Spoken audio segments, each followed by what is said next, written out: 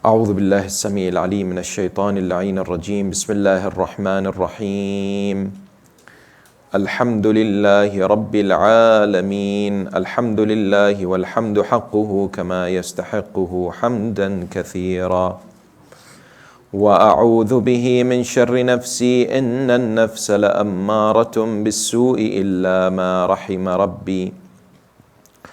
والصلاة والسلام على أشرف الأنبياء وسيد المرسلين خاتم النبيين سيدنا وحبيب قلوبنا وشفيع ذنوبنا أبي القاسم محمد.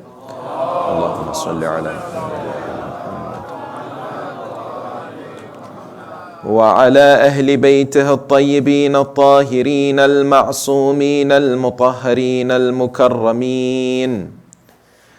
السلام عليك سيدي ومولاي يا أبا عبد الله، وعلى الأرواح التي حلت بفنائك.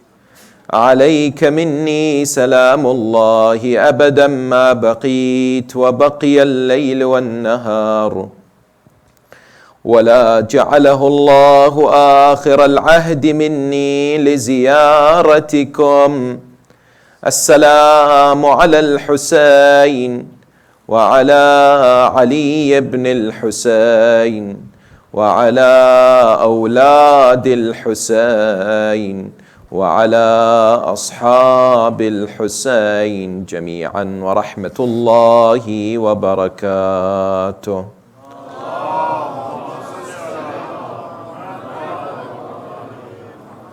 قال الله العظيم في كتابه الكريم وهو أحسن القائلين وأصدق الصادقين. بسم الله الرحمن الرحيم. لقد أرسلنا رسلنا بالبينات وأنزلنا معهم الكتاب والميزان ليقوم الناس بالقسط. آمنا بالله صدق الله العلي العظيم. For the purification of the souls, the enlightenment of the hearts, for the hastening of the reappearance of the awaited Savior, Ajjalallahu ta'ala farajahu sharif, enlighten your souls and the atmosphere with the recitation of salawat upon Muhammad wa ali Muhammad.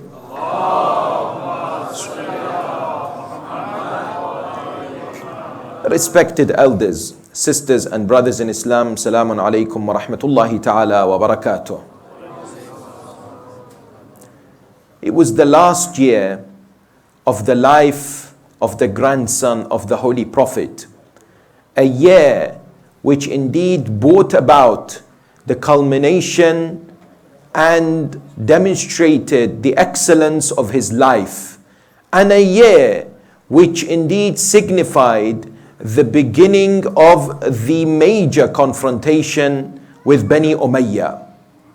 Oppression and injustice has been a trend that has been witnessed throughout the history of human beings. Throughout the time, we and I have recognized when we study history how tyrants and despots have come forward, subjugated people towards slavery, subjugated them by taking their rights away, by taking their possessions away. Indeed, nation upon nation have been oppressed and have gone through much hardship, difficulty and suffering. Injustice, sadly, has been the hallmark of many societies throughout the history of human beings. Yet at the same time as there has been injustice, there's been people who've risen up against this form of evil, who've spoken the truth, and indeed demonstrated values that human beings today stand in admiration. Human beings who demonstrated that not only would they speak up the truth, not only would they defend the truth, not only would they speak against injustice, but they will give their life also for this cause. Amongst the greatest of them is Sayyid al-Shuhada Aba Abdullah al-Hussain salawatullahi wa salamu alayhi.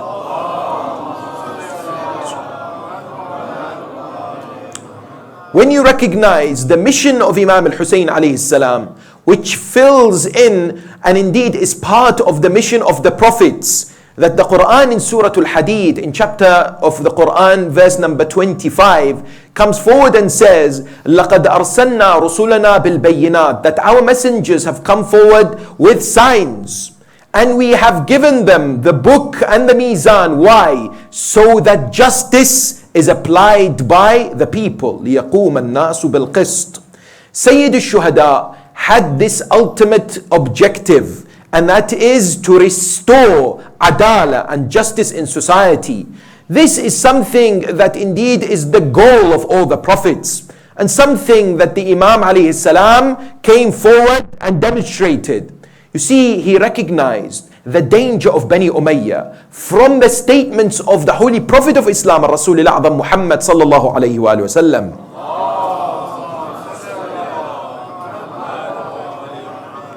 For example, in which the Mustadrak ala Sahihain, a book that is quite frequently referred to by our brothers from other schools, it is mentioned that the Prophet saw a dream. In this dream, he saw there are monkeys sitting on his pulpit. He was disturbed. Allah subhanahu wa ta'ala revealed the verse regarding this. And when the Prophet indeed was asked, he said, I can see Bani Umayyah sitting on my throne. This has caused me much distress. The Imam alayhi salam recognized what Bani Umayyah sought to establish. That is why he had an objective and a clear plan. We said before that Imam alayhi salam came forward with 3 areas in which he wanted to reform society.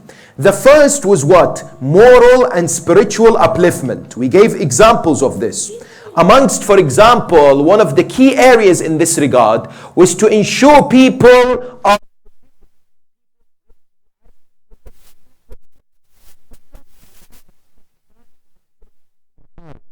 Usama is the son of Zayd bin Haritha, who is the adopted son of the Holy Prophet. This particular individual did not give allegiance towards whom? Did not give allegiance towards Amir al-Mu'mineen. When he did not give allegiance, later towards the end of his life, he was in desperate poverty. He came and he was leaving this world, but he was very upset. Imam al-Hussain alayhi salam came and visited him and said, why are you upset? He said, I am in debt and I don't know how to pay this debt. Imam said, I will cover it for you. This man said, but I'm afraid that I will die and the debt continues. Imam says, don't worry. Whatever debt you have, I will pay it off for you. Despite Usama not giving allegiance to Amir al-Mu'mineen, the father of Hussain's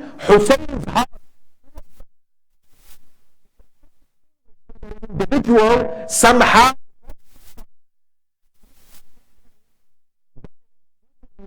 at the outset, as we discuss critically the last year of the life of Sayyid Shuhada, is the following. When we say Hussain stood against dhulm and injustice, the first thing that comes to the minds of human beings is Yazid, Bani Umayyah, Muawiyah,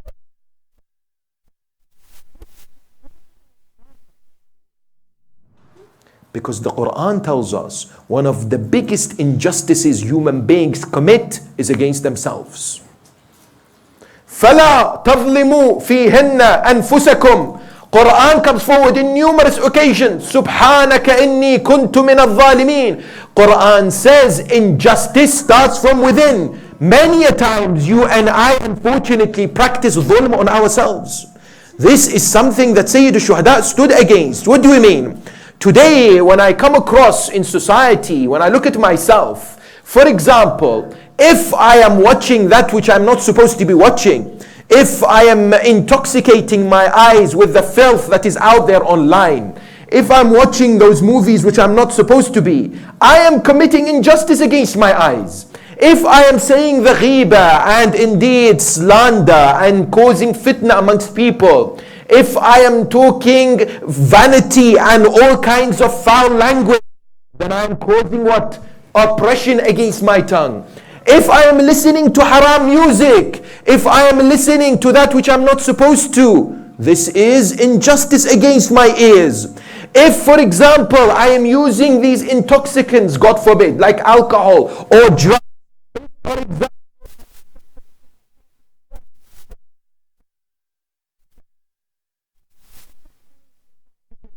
I am abusing what? My body. This is part of what? Injustice.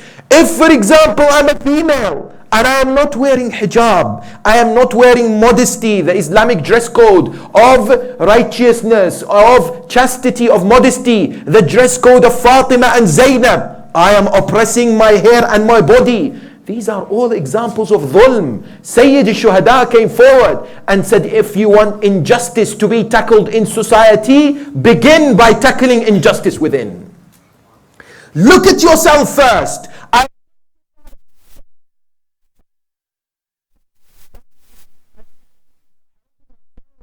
Accountable.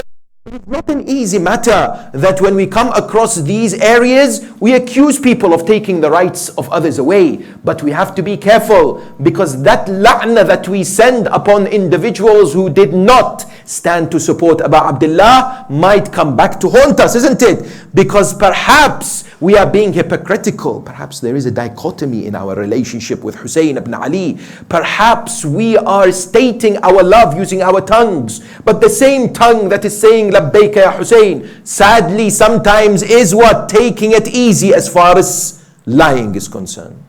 The same eyes that shed the tears for Abu Abdullah may be the eyes that what? That is looking at that which is not supposed to be. Yes.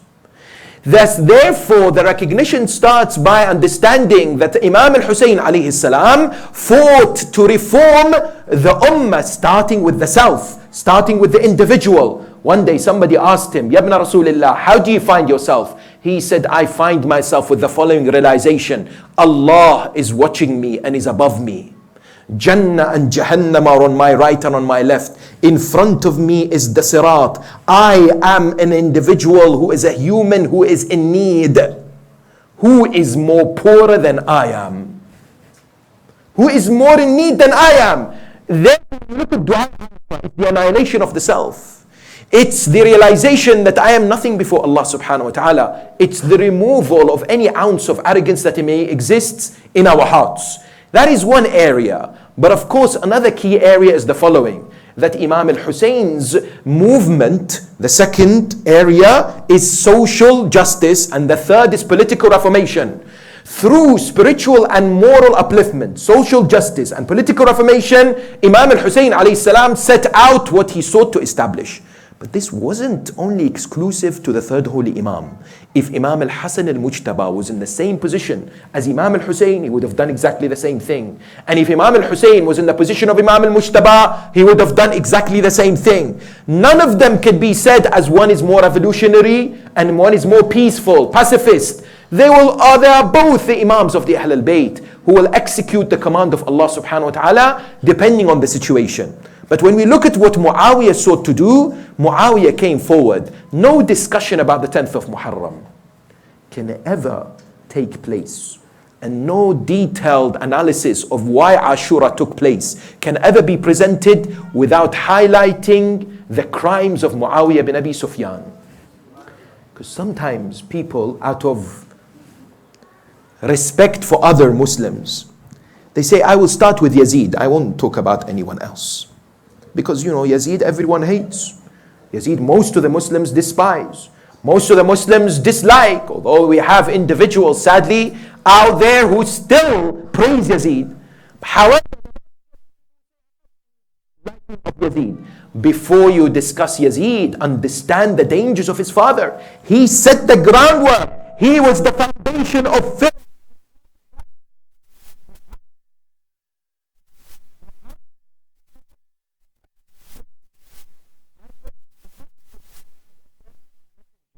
Therefore, his plan was in two stages. The first is that he wanted to do whatever he wished as far as his kingdom is concerned. But secondly, he wanted to place his son Yazid as his successor. That's why from the year 50, in which Imam al-Hussain alayhi salam assumed the imamah, after the martyrdom of Imam al-Hasan alayhi salam, all the way until the year 60, in which Muawiyah died, these 10 years, Muawiyah instituted a number of issues or areas in society that we discussed yesterday.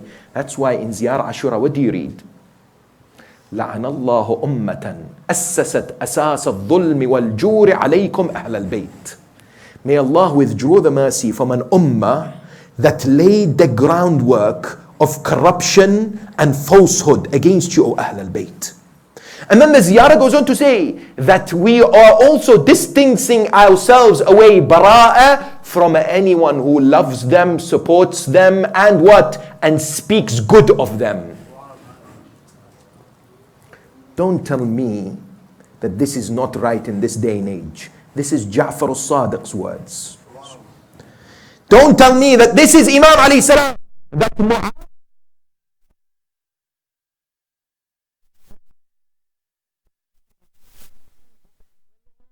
an individual who set the agenda of the religion.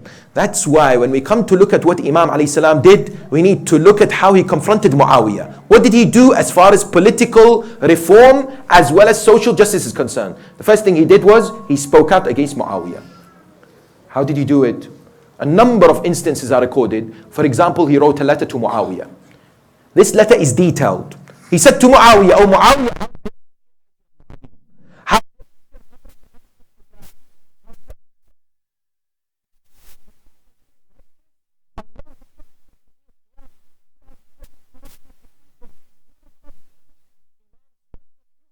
he was not afraid." This was during those 10 years. He rose up. In a number of occasions, he confronted Muawiyah ibn Abi Sufyan with full what? With full valor, with full Shuhada Aba Abdullah al-Hussain salawatullahi wa salamu alayhi.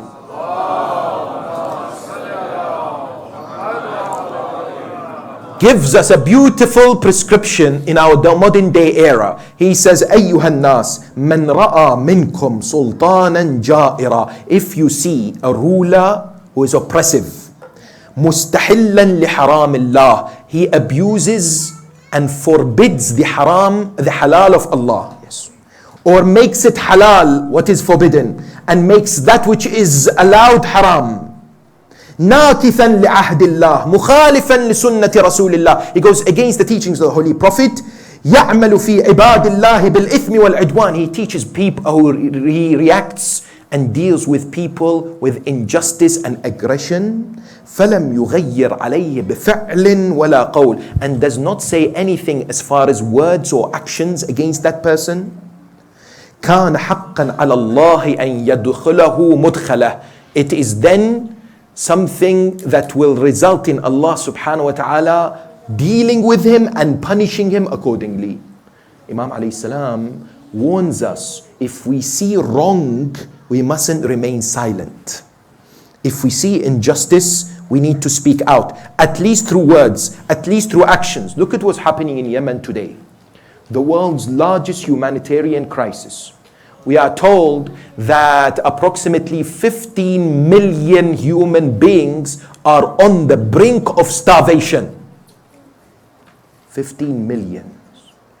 Statistics today highlight from the UN a number of realities regarding what's happening there. It is saying that 75% of the population requires humanitarian help. Where? In Yemen. There is a brutal, devastating conflict. There are 3 million people. Sallallahu ala Muhammad wa ali Muhammad. Can we?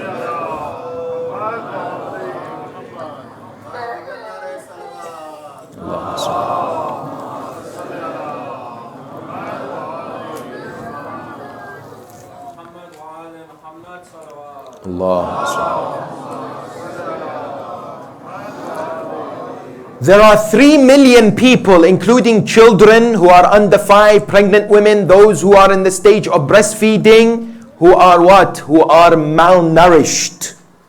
And this devastation continues. Thousands have been slaughtered and killed.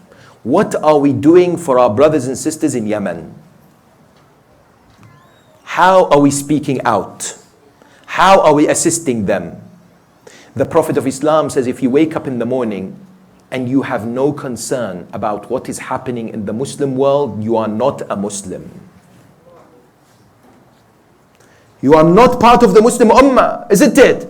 You and I must be campaigning, must be speaking to whom? To congressmen and women, must be writing to the media, using social media, picketing, protesting, whatever it takes. We must be supportive of these individuals who are going through such hardship. According to the UN, it's the world's largest humanitarian crisis. We need to be proactive. Yes, number one. Number two, you examine what's happening, for example, in Kashmir.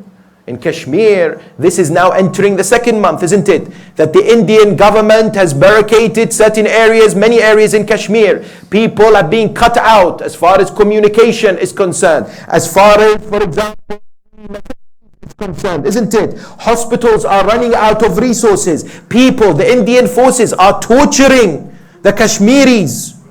They're abusing them. When we look at, for example, what's happening to over 1 million Muslims, the Uyghur Muslims in China, they are what? They are being indoctrinated with communist ideas. They are being told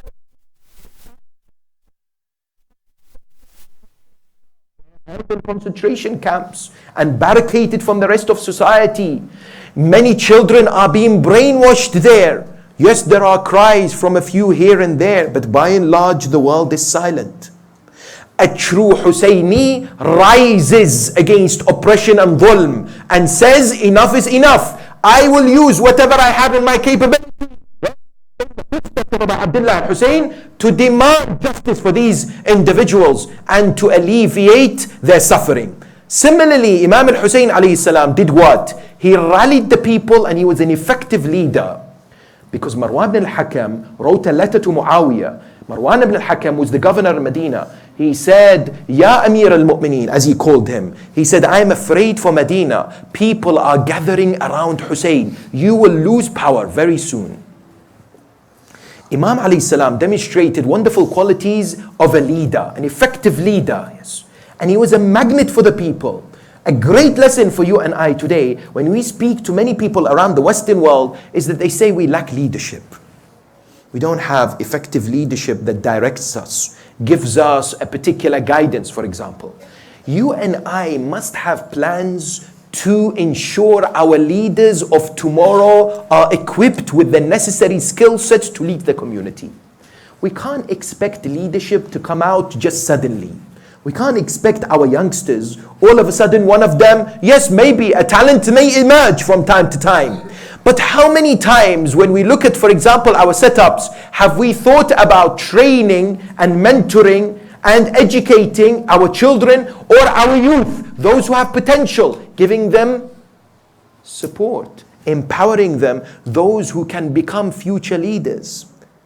There are people, mashallah, out there that are leaders in their own particular fields, whether it's in commerce, or whether it's in engineering, or whether it's in medicine, or whether it's in education. They lead companies, they are in charge of organizations. Today in the Muslim world, and specifically in the Western world, we need to ensure that we nurture leaders. We develop these wonderful individuals who will guide us in the right direction. Yes? And our ulama, our marja'iyya, all the individuals are supportive.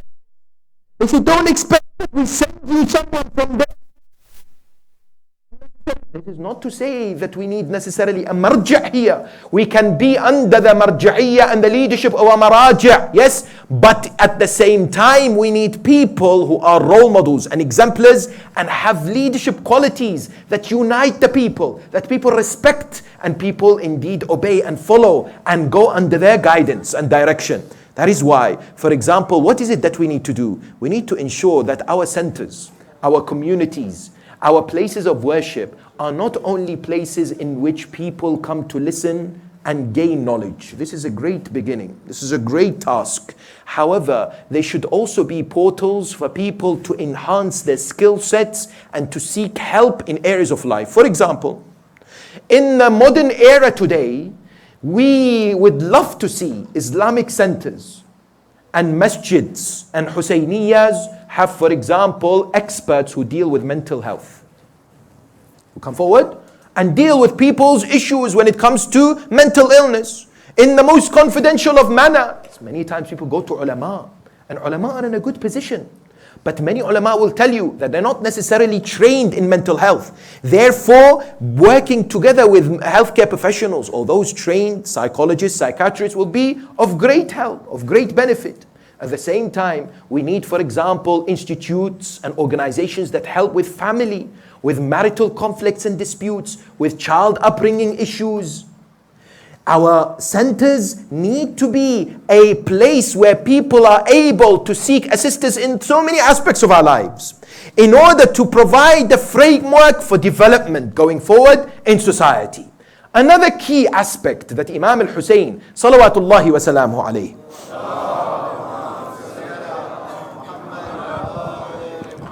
came forward to establish with regards to his Shia. Yes. As soon as Imam Al-Hasan alayhi salam was martyred, the Shia in Kufa, as well as other places, wrote letters to Imam Al-Hussain. This was when? Year 49 or 50 after Hijrah. They wrote letters and said, Ya Aba Abdullah, give us direction. What do you want us to do? Do you want us to rise? Do you want us to support you? What is your plan? We are ready. Many came forward and asked the Imam for this. Yes? Imam alayhi salam responded and said that I will respect the treaty.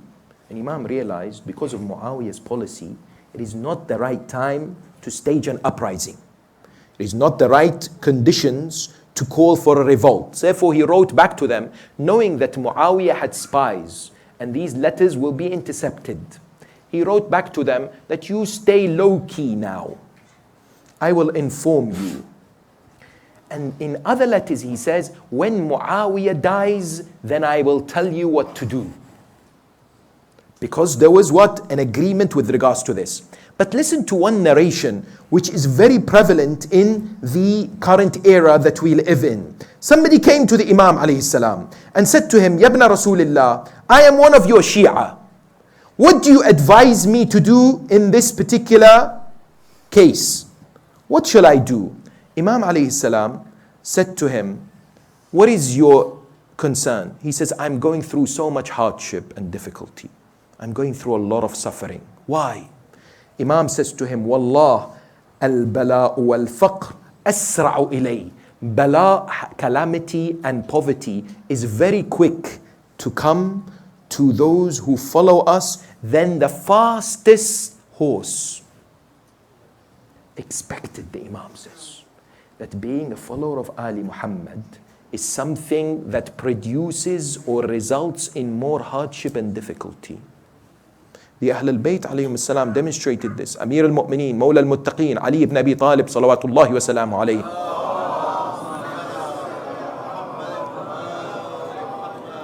Someone came to him and said, Yabna Rasulillah, inni uhibbukum Ahl al-Bayt. I love you, O Ahl al-Bayt. Imam Amir al-Mu'mineen said, Idhan ista'id lil bala'i jalla. Then be prepared for so much hardship and difficulty.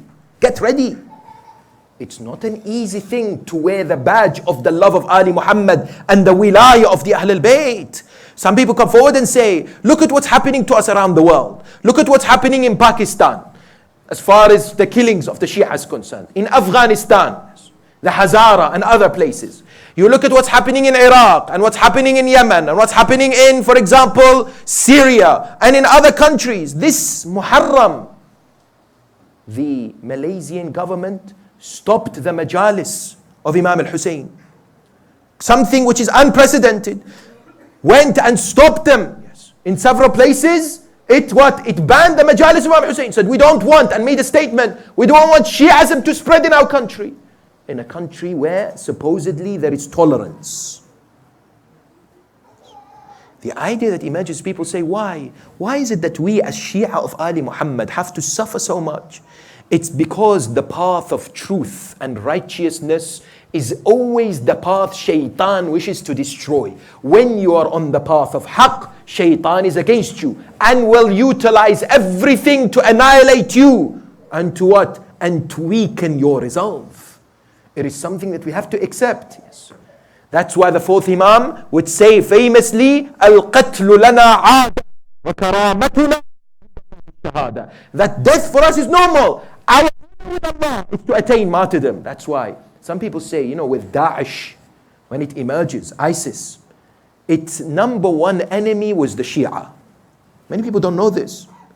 Yes, the Yazidis went through so much suffering. Yes, there were some Westerners who were killed, journalists and others. But Daesh themselves clearly identified. They said, we wish to obliterate Najaf and Karbala. For us, that's our target. Their whole establishment was against the Shia of Ali Muhammad. That is what they sought to do. And I tell you, Daesh, Al-Qaeda, Boko Haram, all these terrorist organizations that all come together to say that we hate the Shia are not the first group of people who demonstrated their animosity and their despise of the followers of the Ahlul Bayt. No. Before them, many came. Look at the examples of Hajjaj ibn Yusuf al-Thaqafi, for example. He used to eat the food over skulls and body parts of the Shias that he used to slaughter. He used to instead, on the day of Eid, instead of slaughtering sheep, he would go to the prisons and take out thousands and slaughter them of the Shia and the lovers of Ali and Fatima. That was his practice. I remember reading this story. Tragic story, just to highlight to you how us Shia are what? Have to be ready and have to equip ourselves with patience and forbearance. There was a family from the Iraqi city of Hilla, where I am from, close to Najaf and Karbala, during the time of the wretched tyrant Saddam. At the early years of his rule, this couple had just got married. All of a sudden, within a few months, the agents enter the house, they arrest the husband. On what grounds? You are Shia and you're an activist, and therefore we have to take you. When they took him, they later took his wife. They took his wife and placed her in prison for several months. She didn't know what happened to her husband. Eventually, they set her free, but she had no idea what was going on with her husband. But they took her and a few other people, as they did at the beginning of the 80s, and what? And said to them, you are expelled from Iraq, because we believe you're not Iraqi. You have some Iranian background. Many thousands were expelled because of their love of Ali ibn Abi Talib. That was it. Therefore, when she was expelled, she was pregnant. She was pregnant. On the border, she found difficulty. Eventually, they helped her. She gave birth to a young boy. She called him Hudud, which means border, because she gave birth at the border, yes. Later, she waited and waited in Iran, where she was a refugee, for news of what's going on. Is there any news? Someone came to her, a family came to her from Iraq. They said that, you know what, your father and mother were also expelled, but as they were going towards Iran, they died on the border and they were buried there. All your brothers were arrested by the regime and put in prison, and we don't know where they are. She went insane. She lost her mind. She went around for years, became insane. They took her child. Eventually, 1984, she died. Later, when some of the family members returned in 2003, there were no traces of her husband, no traces of her brothers, and indeed, what? A whole 2 generations were wiped out. This is a one story from thousands. Yes, that Daesh used to stop buses going to Karbala and Najaf. Where? In 2006, 2005. They would enter the bus. They would say, who amongst you would stand what? And curse Ali ibn Abi Talib. They would look at their logo, their IDs. Any name which is Shia, they would take them out. They slaughtered 1,700 Shias in Spica, in that area, training ground. Because what? In north of Iraq, because they had Shia names. They were let down by the Sunni tribes there. And I remember reading one story where they came to a bus in that area between Baghdad and Karbala, where they had control. They would enter the bus. They would say, we want you all to stand up and curse Ali. Ajib. Nasibis. Curse Ali ibn Abi Talib. Yes, people would all do so. One elderly man would sit. They came to him and says, how dare you not curse Ali? He said, this tongue that says, Ya Ali on my life, can never curse Ali ibn Abi Talib. This tongue that has expressed the love, they took out and slaughtered him straight away in front of others. The crimes that indeed Bani Umayyah instigated against the Shia of Ali Muhammad continue today. But the blood of Hussain also is a major force against such criminality, against such injustice, and continues to give what? Much strength to those who are fighting such injustice. Imam al-Hussain alayhi salam therefore informed his Shia to be patient, informed his Shia to be what? indeed observant of their duties and responsibilities. But Muawiyah had a plan, which was to place his son Yazid as the Khalifa after him. What happened? Yazid was whom? Yazid was a person, a man born out of an illegitimate relationship. Yes? Yazid was a drunkard individual who had no concern for any aspects of religion. A man who would play with dogs and monkeys. An individual who spent his life in amusement and fun. And a person who would famously talk and give lines of poetry that goes to say, لعبت هاشم بالملك فلا خبر جاء ولا وحي نزل. Bani Hashim has been playing with the kingdom. I testify there is no revelation and there is no what? There is no verses of the Quran. There is no such thing, yes.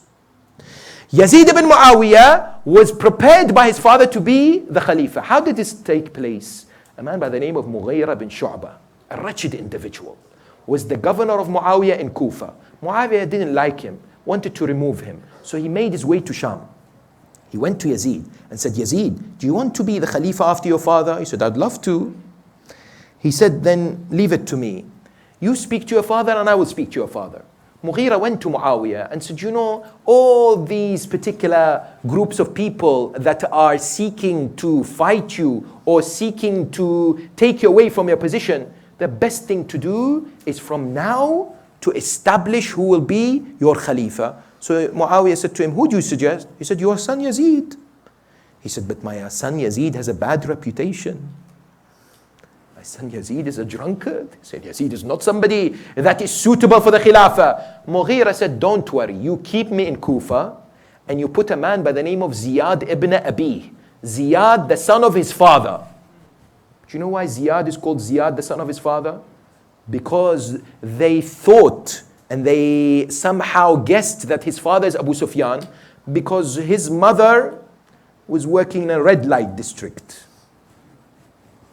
His mother, yes, was somebody who was an adulterer. Therefore, they didn't know who his father was. They came and took some kind of a draw and Abu Sufyan's name came out. Therefore, they said, Ziyad ibn Abi. Ziyad, the son of his father. And Muhammad would speak to him and say, you know, you're not really my brother. Yes. And the idea that this individual would be placed in Basra and Mughira bin Shu'bah would be where? In Kufa. Muawiyah said, very well. What he did was, he said everybody has to give allegiance. He gave much money to poets and others to praise Yazid, to change the perception of Yazid, to instigate and fabricate narrations in praise of Yazid, and what? And force the Muslims. He made his own journey towards Medina, Muawiyah did, and said, you all must take Yazid as the Khalifa after me. But there were a group of people who objected. He thought that he had got rid of those who would object, those that he can. For example, Abdurrahman ibn Abi Bakr was somebody whom Muawiyah said, I would like to dispose of, and he killed him. Sa'ad ibn Abi Waqqas, the father of Umar ibn Sa'ad, the commander of the army of Yazid on the 10th of Muharram. Sa'ad ibn Abi Waqqas was also a critic of Muawiyah. He also put poison for him and killed him. He disposed of few people. Now he came to Medina. He spoke to Abdullah ibn Umar. He spoke to who? Abdullah ibn Zubayr. He spoke to Imam Hussain alayhi salam. They all said no way. They all categorically rejected that Yazid ibn Muawiyah would be the Khalifa after Muawiyah himself. But Muawiyah played a trick. What he did was, he commanded his troops to place them all under house arrest. When they were put in house arrest, he went and called the people and said, "O people," this is where? In Mecca. He said, "O people, the greats of the Sahaba of the Prophet have all agreed that the best person is Yazid after me. Therefore give bay'ah to him." And ajib. People said, "Yes, okay, we believe you." Because they didn't see those individuals, those prominent individuals were what? Under house arrest, about 60 of them. And Muawiyah continued with his trickery. He continued with this particular plan. What therefore followed was what? Was Imam alayhi salam exposing Yazid. Imam al-Hussein now, when he saw that Muawiyah has publicly declared Yazid and was forcing people to become the individuals who give allegiance, he became to speak, he spoke out against Yazid in the life of Muawiyah. Because sometimes people say Imam al-Hussein only began to speak out when? After Muawiyah died. No, there are sermons, there are letters that expose Yazid ibn Muawiyah. Imam al-Hussein alayhi salam wrote to Muawiyah and said, this drunkard, wretched son of yours can never be a Khalifa. We can never accept him. Yes? And he said this publicly. He declared this quite openly. But of course, Muawiyah died in the year 60 after Hijrah. And Yazid was given advice by his father. He was told, Hussein, don't touch him. Don't force him to give bay'ah. Be careful how you deal with him. Muawiyah was much smarter than his son. He recognized, because of his treachery and because of his deceptive techniques, what he would do to maintain control of his kingdom. But Yazid was haphazard. Yazid was an individual who had no sense of rule and diplomacy and had no idea what to do. Therefore, the moment his father died, and narrations tell us that when Muawiyah died, Yazid was nowhere to be seen. They asked, where's Yazid? Your father is dead. He was in the amusements, yes, and playing with monkeys and dogs, far away from his dad. His dad died, he assumed the what? He assumed the Khilafah, thereby breaking the last condition of the treaty that was signed with Imam al-Hasan alayhi salam.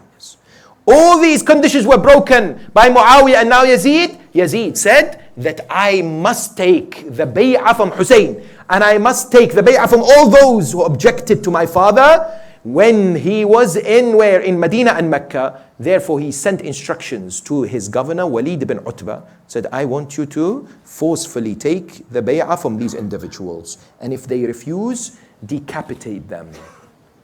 Remove the head from their bodies. No questions asked.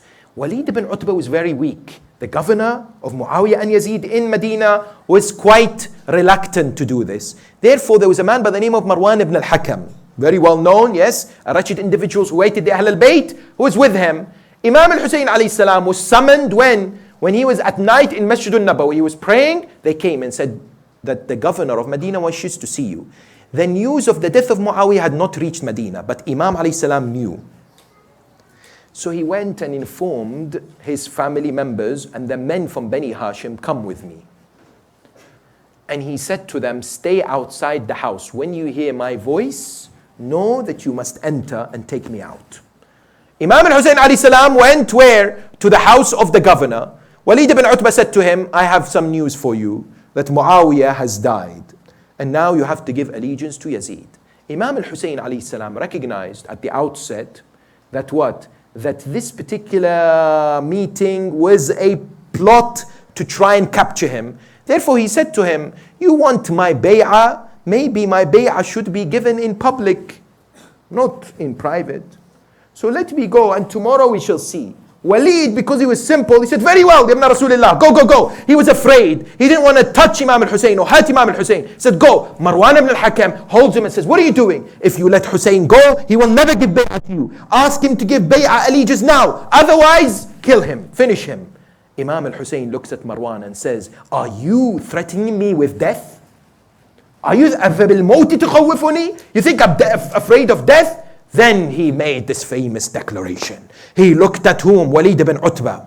He said, نحن أهل بيت النبوة ومعدن الرسالة بنا فتح الله وبنا يختم. Allah has chosen us. We are the cradle of the verses of the Quran. We are where the malaika descend. Allah begins with us and ends with us. ويزيد رجل فاسق فاجر قاتل النفس المحرمة. Yazid is a wretched individual, a person who kills innocent civilians. He is a drunkard individual. ومثلي لا يبايع مثله. A man like me never gives bay'ah to a man like Yazid. That declaration was made. But let me tell you this. Imam had not received any letter from the people of Kufa yet. Because today there's a misconception. They say Imam al-Hussein alayhi salam rose. Why? Because he was responding to the people of Kufa. No. Imam alayhi salam came forward and said what? And said, I will not indeed tolerate any such regime or any such establishment that seeks to fabricate and distort the teachings of my grandfather. That's why he prepared to leave to Mecca. Yes. And he left Mecca on, where we are told, Sunday, the 27th of Rajab. Or 28th of Rajab, when he left Mecca, we are told that he, of course, bid farewell to a number of his family members, the likes of Salama Ridwanullahi ta'ala alayha. There was a number of his family members, such as his brother Muhammad ibn al-Hanafiya, who sought to what? Who sought to encourage him and says, please don't go. Maybe go to Yemen, choose a different direction, change your process. Imam was had one of four choices. Please understand, what were the options before the Imam alayhi salam? Either to give allegiance to Yazid, number one.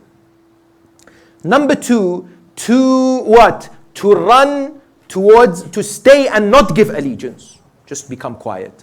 Or number three, to go to Yemen or other places and remain quiet, or rise against the corrupt regime of Bani Umayyah.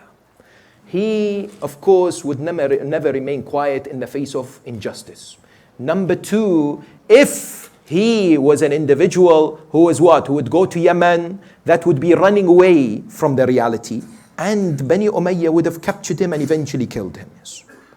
And of course, this did not leave him with any other options other than to rise, other than to make his famous declaration. That's why he said to Muhammad ibn Hanafiya, his brother, I am rising for the following reason. Remember, this particular important instruction of Imam to Muhammad ibn Hanafiya highlights the objective of the movement of Sayyid al-Shuhada Abu Abdullah al-Hussain salawatullahi wa salamu alayhi.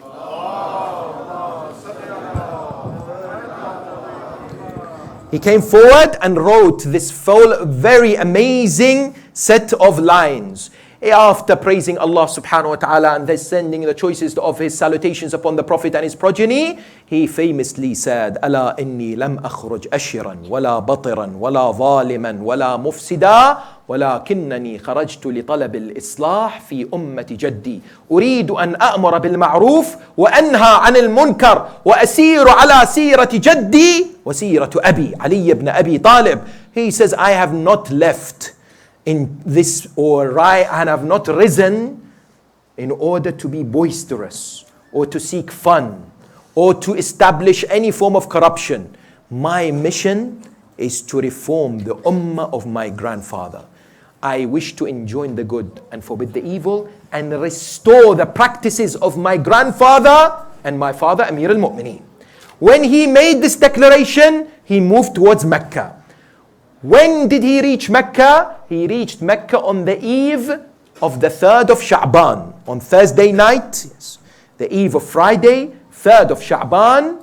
Which year? 60 after Hijrah. When he reached Mecca, people welcomed him. He remained there for 4 months and 5 days. How many? 4 months and 5 days. In Mecca, he sought to establish support. He sought to gather momentum. He sought to rally the masses. He sought to awaken the conscience of the people. He gave a number of sermons. He advised individuals. People came to visit him. Others came to try and warn him not to go and fight against Yazid. But he told them clearly that this is a mission that I must accomplish. There was never hesitation in the mind of Imam alayhi salam. There was never a concern about saving his own life. He would famously say, Sha Allahu an yarani qatila. It's the will of Allah that he sees me slaughtered. And he says, Sha Allahu an yarahunna sabaya. That it's the will of Allah that my family are taken as captive. In this particular setup in Mecca, he recognized that Bani Umayyah and specifically Yazid's agents would want to assassinate him. That's why on the 8th of Dhul Hijjah, Yawm al-Tarwiyah, instead of performing a Hajj, he switched it to perform a Umrah. He did the Tawaf. He did the Sa'i between Safa and Marwa and left Mecca on the 8th of Dhul Hijjah, heading towards where? Heading towards Karbala, or heading towards Kufa rather. But the idea was that during his stay in Mecca, of course, he sent his trusted cousin Muslim ibn Aqil, because he began to receive whilst he was in Mecca letters that were signed by thousands from the people of Kufa, saying, Ya Aba Abdullah, we're here to support you. Come, because the flowers have blossomed, and indeed it is time to rise against the unjust rule of Yazid and Bani Umayyah. Therefore he sent to them Muslim ibn Aqil, and what? And he received a letter from Muslim ibn Aqil that the people of Kufa have welcomed me. 18,000 have given me allegiance. Therefore come towards us. The city is waiting for you. And therefore his journey from Mecca all the way towards Karbala would be a journey in which he stopped at a number of places. He would speak at a number of instances. He met a number of people, including a man by the name of Farazdaq, who is a poet. This Farazdaq, when he met the Imam said to him, where have you come from? He said, from Kufa. He said, what is the state of the people of Kufa? Farazdaq says, قُلُوبُهُمْ مَعَكْ وَلَكِنْ سُيُوفُهُمْ عَلَيْكَ. Their hearts are with you, but their swords are against you.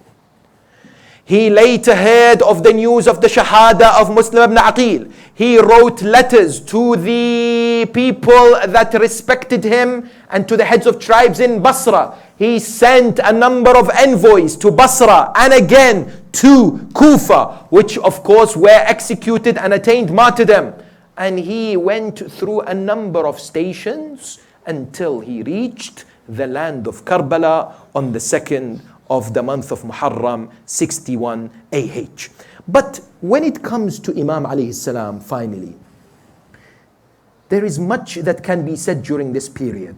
So many of his statements highlight his motive, highlight his objectives. I would like to just read to you what he said on the journey and what he highlighted for people as far as the reasons for his uprising is concerned. No study of the biography of Imam alayhi salam can be complete without appreciating the wisdom and the philosophy behind his movement. One of the things that the Imam alayhi salam came forward and said was what? أَلَا إِنَّ هَؤُلَاء قَدْ لَزَمُوا طَاعَةَ الشَّيْطَانِ. These people are obeying shaitan. وَتَرَكُوا طَاعَةَ الرَّحْمَنِ. And they've abandoned the obedience of the All-Merciful. وَأَظْهَرُوا الْفَسَادِ وَعَطَّلُوا الْحُدُودِ. They are the ones who have spread the corruption and falsehood. وَأَحَلُّوا حَرَامَ اللَّهِ وَأَحَرَّمُوا حَلَالَهِ. They have made halal what is haram, and they have made haram what is halal. And of course, in the other instance that he came forward, he said, ألا أن الدعي ابن الدعي قد ركز بين اثنتين بين السلة والذلة وهيهات من الذلة. Imam al-Hussain in another instance gave another sermon. He said, this individual, the son of the so-called individual, he has given me two options. Either to give my life or to be humiliated through imprisonment. And I will never be humiliated. Hayhat min al-dhillah. A statement that resonates till today. A statement that infuses us with so much pride and dignity and honor, that the follower of Hussein must never be humiliated, that the lover of Hussein and the ashiq of Hussein seeks to establish honor, justice, equity wherever they go, and continue the beautiful message of Abu Abdullah, peace and blessings be upon him. What else did the Imam alayhi salam utter? إني لا أرى الموت إلا سعادة والحياة مع الظالمين إلا برما. I do not see death except sweetness, and the life with oppressives except degradation and misery.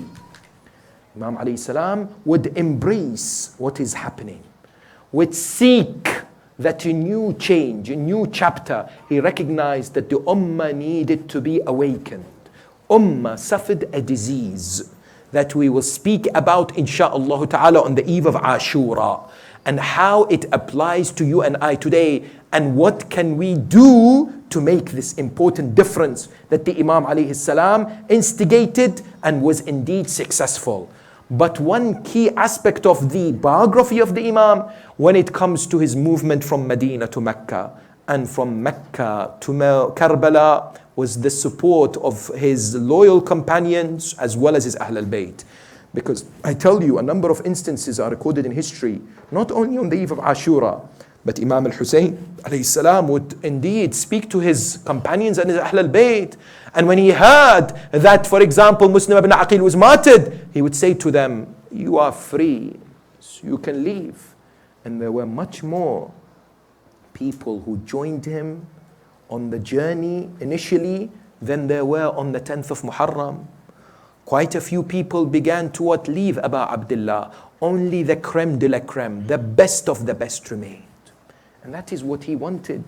He only wanted the mukhlaseen. He only wanted the sincere ones. He only wanted the devoted ones on the 10th to be what? To be giving their lives for the sake of Allah and to be immortalized in such a manner.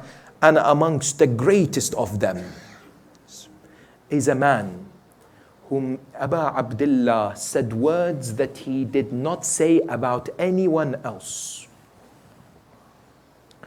Imam Al-Hussain alayhi salam said about Abu al-Fadl al-Abbas words which are truly amazing. Do you know what he says about Abu al-Fadl? He said to him at one instance, "Irkab binafsi ant." May my soul be sacrificed for you. Right.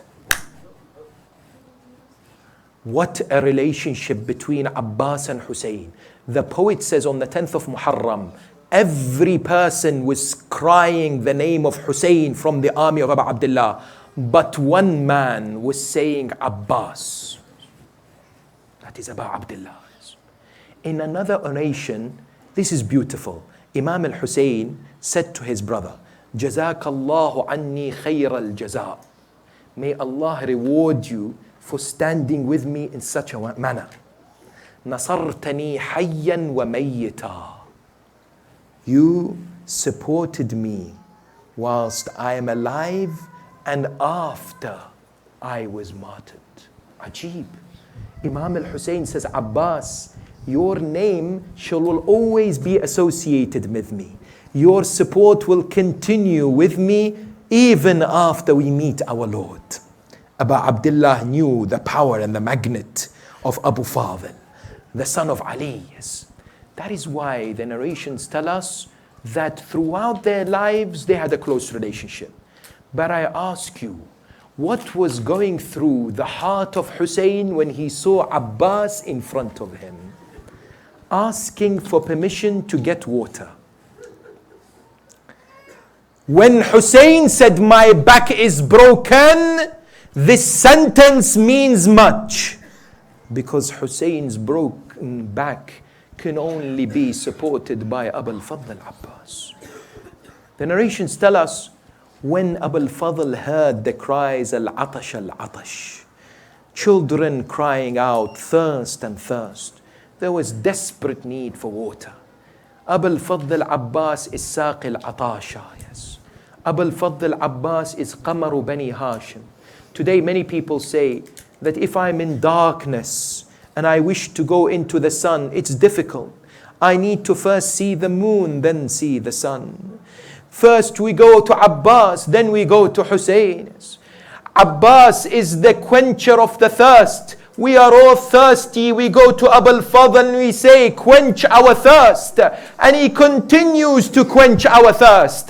But heart of Hussein was a heart that was broken. That's why I tell you, when Imam al-Hussain looked at Abbas, he says, Akhi anta hamilu liwa'i. My brother, you are the flag bearer, you are the alamdar, you are the standard bearer. How can you go? Abu al-Fadl.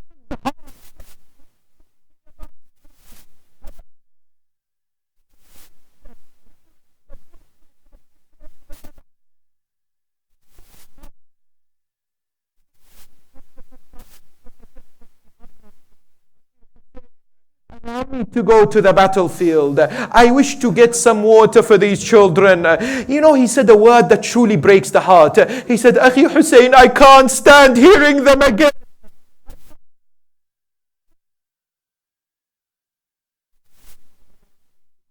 bring some water. Abu al-Fadl Abbas mounts on the horse. Now he departs towards the river of Al-Qami. There are 4,000 men before him, like a lion of God. Those enemy, they said it is as if Ali ibn Abi Talib was on the battlefield. He pushed them all aside. He killed a number of them. Then he reached the river bank. People were watching. He got close to the water. He held the water in his hands. He felt the coldness of the water.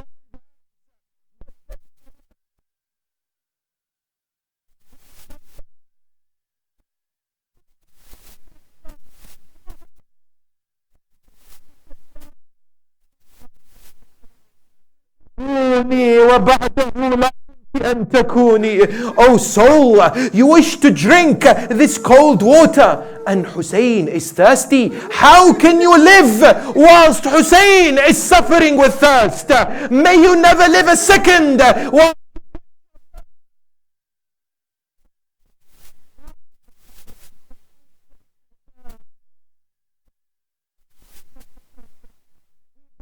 now back towards the tent. He's on his horse whilst charging towards the caravan of Abu Abdullah. A man hiding behind a palm tree strikes his left arm.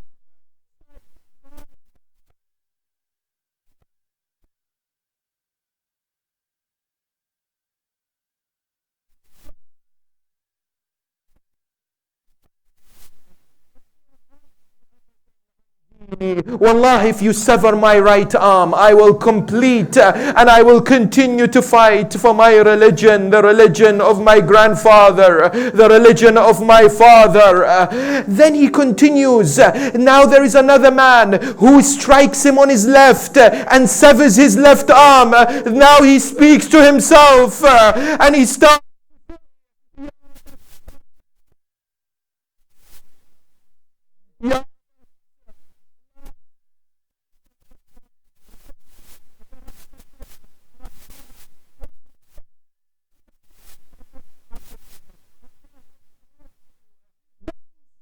Can you imagine Abu al-Fadl Abbas standing there not knowing what to do, holding the water container with his mouth, seeking to somehow get it back.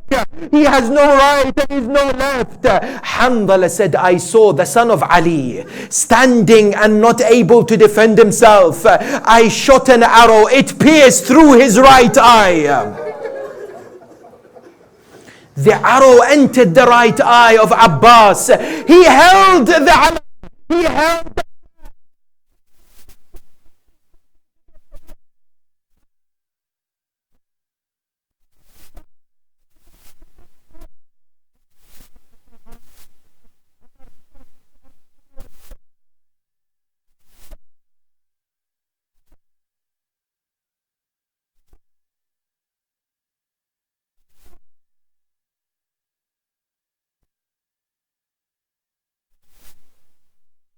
There was no water for the children.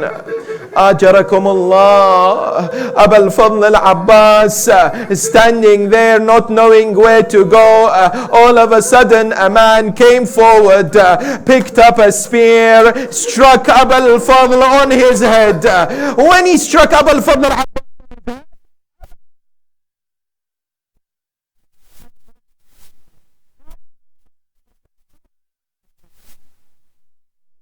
because normally people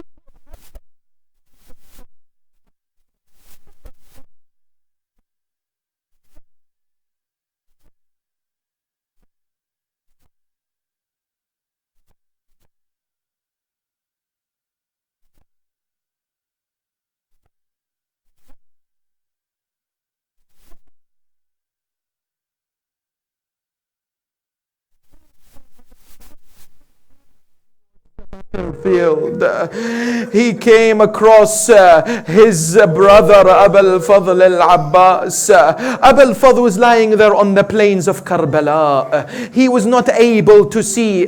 His face was blooded completely. The arrow was still on his eyes. He felt a man approaching him, walking towards him. He began to speak. He said, I beg you, don't end my life. Don't kill me. I am waiting.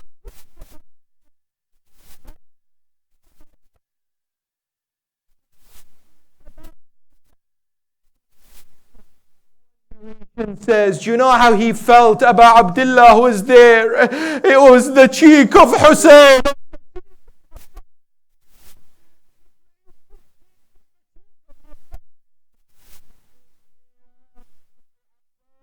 Ya Abu al-Fadl, I am your brother Al-Hussein. Then at that moment, historians say that Abu al-Fadl al-Abbas, when he saw his brother Hussein, yes, he asked him, he said to him, Akhi Hussein, don't take me back.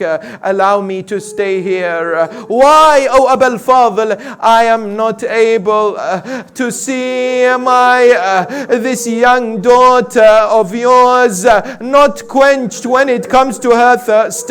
She is atshan, she is thirsty. I cannot be taken back. Please, I beg you, leave me here. Yes. Imam al-Hussein then picks him up. Imam al-Hussein places the head of Abu al-Fadl on his laps, but Abu al-Fadl returns it back to the ground. Imam al-Hussein picks it again, puts it on his lap, but Abu al-Fadl returns it back to the ground. This happened on 3 occasions. Imam says to Abu al-Fadl, Akhi Abu al-Fadl, why is it that you don't allow me to look after you? These are your last moments. Allow me to look after you. Abu al-Fadl says, Akhi ya Hussein, you look after me now, but who will look after you in a few moments? Who will place your head in their lap? I say to him, Ya Abu al-Fadl, no one will place the head of Hussein in their lap, but there'll be some. If only you were there, Ya Abu al-Fadl al-Abbas. Abu al-Fadl al-Abbas' soul departs. Imam al-Hussein rises. His back is broken. He cries out, Al-an inkasara dhahri. Al-an qallat hilati. Now my back is broken. Now I am weakened. When he walks towards the campsite, Sayyida Zainab is standing. Sukaina is standing. The women are waiting. Where is my brother Abu al-Fadl? Where is my protector Abu al-Fadl? One narration says Imam al-Hussein did not say anything. Imam al-Hussein did not utter a word. His head was down. His back was knelt. He walked towards the tent of Abbas. He entered the tent of Abbas. He removed the pole from the tent of Abbas.